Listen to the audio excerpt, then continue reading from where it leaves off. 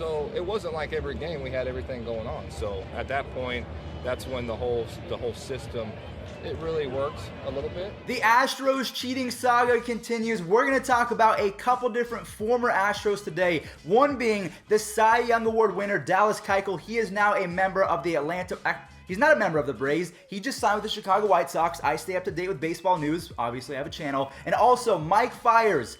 This dude came out after snitching. Maybe you call it snitching, maybe you say he told the truth and was honest with the baseball world. Regardless of what you want to call it, he officially responded today. And also Pete Rose, he's going to join in on the action and give his opinion as to what's worse between betting on baseball, steroids, and knowing what pitch is coming. So it's going to be a fun video. Also, some very breaking news. Carlos Gomez is retiring. So we're going to go ahead and talk about Carlos Gomez and maybe his highlights towards the end of this video. But for right now, Dallas Keuchel with his apology. Take it away, man. Actually, before we do that, I am giving away a copy of MLB The Show 20 and a few PSN cards on my Twitter at Fuzzy from YT. So go follow me on Twitter. Okay, sorry, Dallas. I interrupted. My bad. I think apologies should be, in order for if not everybody on the team. And when the stuff was going on, it was never intended to be what it's made to be right now. When stuff comes out about things that happen during the course of a big league ball season, it's always blown up to the point of, oh my gosh, this has never been happened before.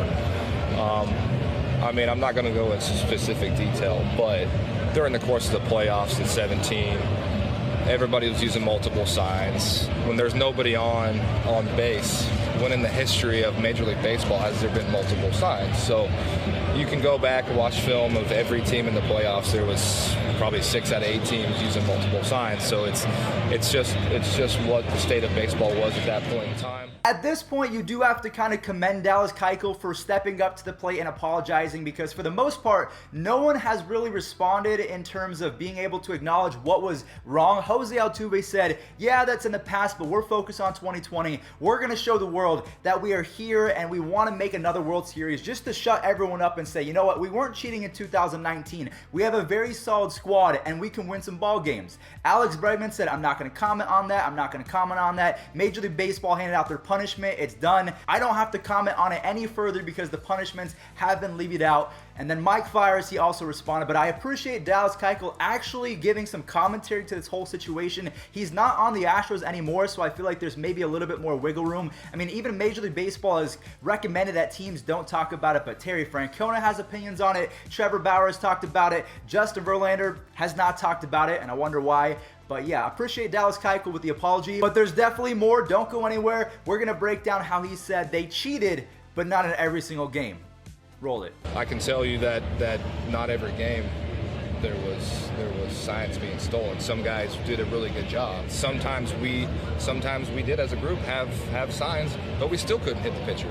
So it wasn't like every game we had everything going on. So at that point, that's when the whole system, it really works a little bit, but at the same time, there was a human element where some guys were better than our hitters. So the question I have for you guys is, what does Dallas Keuchel mean right now? Does he truly mean that they didn't use it every single game because they didn't play every game at home? That's the first thing I thought of. Of course, it's not at every single game because you only play 81 games at home. So you can't bring your center field camera to Kauffman Stadium or Angel Stadium, anything in between. So yeah, that really set off a red flag for me. That doesn't really make sense. But I think his main thesis, the point that he was trying to make, is that sometimes there were pitchers that were so good. Maybe he's talking about Jacob deGrom, or he's talking about the other players that were on top of their game in 2017. Maybe it was an interleague matchup against Max Scherzer. Who knows at this point? Who cares? They cheated. But he's saying that sometimes, even though they had the signs, the pitcher was so good, you couldn't really combat it. Let's say that you're Alex Bregman up at the dish and you are facing Luis Severino and his devastating fastball slider mix.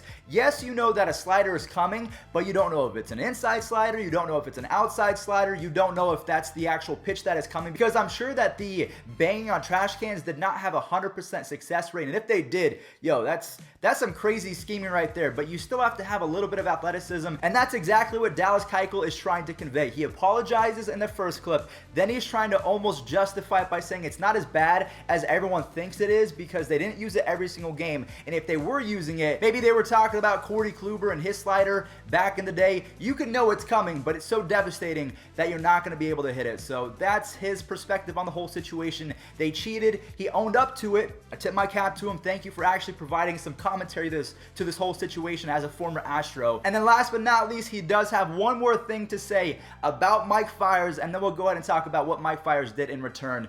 Dallas Keuchel pretty much said he broke a clubhouse rule and he'll probably never be trusted again.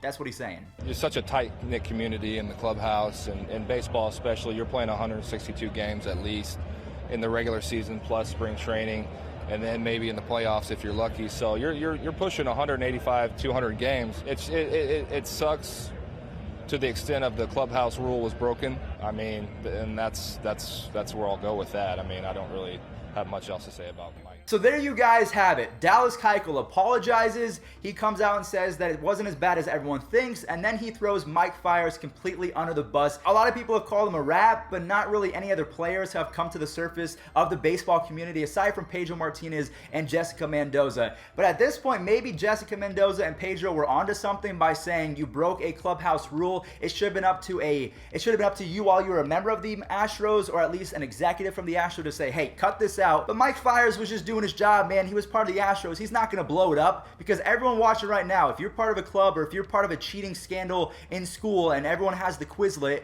or the answers to every single exam question, you're going to share it with your friends. You're not going to tell the teacher, yo, teacher, I found all the answers online. Everyone is going to hate you.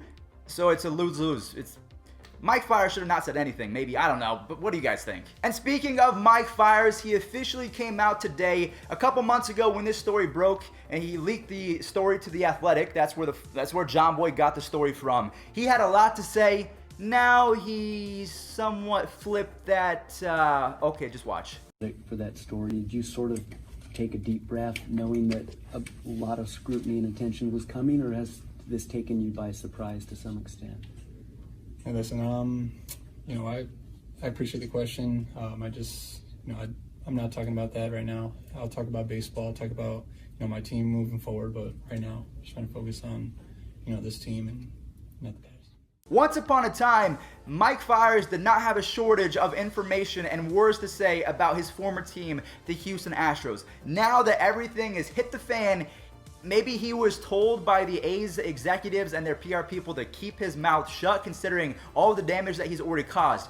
$5 million in fines, loss of draft picks. 3 guys have lost their managerial careers and probably never going to be accepted in the game of baseball ever again, just like Pete Rose. We'll get to him as well, so don't go anywhere. But Mike Fiers very, very quiet on the situation. I'm sure if they asked a couple more questions, he would have given the same answer. It's in the past. MLB has already dished out their punishment, similar to what Alex Bregman said, but he's the guy that ratted out everyone, and he doesn't have anything to say, pretty much no commenting everyone.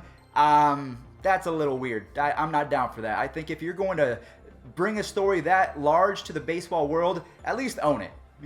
That's just my opinion. I'm not sure how much more news is going to come out about the Astros scandal because Jose's responded, Alex Bregman has responded, the guy that snitched responded, a former Cy Young winner for the Astros has come out and apologized for it. So maybe that's the extent of Astros players apologizing. Maybe he's going to kind of take the brunt for everyone else because I truly don't think that Jose and Bregman are going to look any better or any worse if they come out and apologize. I know that they in their heart know that they cheated because they had to. The executives told them to, but then there's the other flip side that they could have said no. It's a very weird situation. I'm still kind of uncomfortable with all of this because one side could say the Astros got off easy, and then the other side could say the punishment fit the crime. I don't know. Let's ask Pete Rose what he has to say about this. Electronics to steal signs, betting on baseball, steroids. Which is the worst? Electronically, you're getting the pitches. You're guess hitting, but you're guessing right every time because the pitch that you guess is coming because they told you it was coming. And believe me when I tell you, hitting is a lot easier if you know what's coming. So if Pete Rose is saying that he would have loved to know every single pitch that was coming, I'm thinking that this is a pretty bad situation. He even says that it's worse than steroids. He didn't comment on the betting on baseball, obviously. He got banned from baseball for betting on baseball, so I don't think that he wants to bring up that can of worms one more time. But if you have steroids, and guessing pitches and being able to understand what the pitch that is going to be thrown is, that's a big advantage, even more than steroids, because steroids, you still have to hit the baseball and guess as to which coming, whereas when you know what pitch is coming, that's a different ball game. So Pete Rose bringing a professional element to this whole situation. Last but not least, we're going to go ahead and talk about Carlos Gomez, one of the most exciting / controversial players in all of the game. What we're going to do is we're going to go ahead and honor him right now with a few awesome clips and a few not so awesome clips, but these are definitely, a few highlights that we will remember Gomez by. But thank you all so much for watching. Remember, follow me on Twitter at FuzzyFromYT. I'll be giving away MLB The Show 20 and a few PSN cards. I'll catch you guys there. Carlos, thanks for everything, man. It was a joy to watch you play. Sometimes. Peace out. And he hits that one high and deep left center field, way back and gone. Carlos Gomez standing there watching the baseball. And now Freddie Freeman. And McCann getting face to face with Gomez. He has not stepped on the plate yet. And Votto lifts it in the air, center field. Gomez at the wall. Gomez leaps and he makes the catch. A game saver. Carlos Gomez. He will need to improve upon. That one's hit hard to center field. Gomez on the run. Gomez out of room. Leaps. Did he get it? Yes, he did. Carlos Gomez. 1-2 coming. And he drives one deep left center field. That goes Robles. It's out of here! Carlos Gomez with a 3-run homer. He's going to beat Ramos around the bases.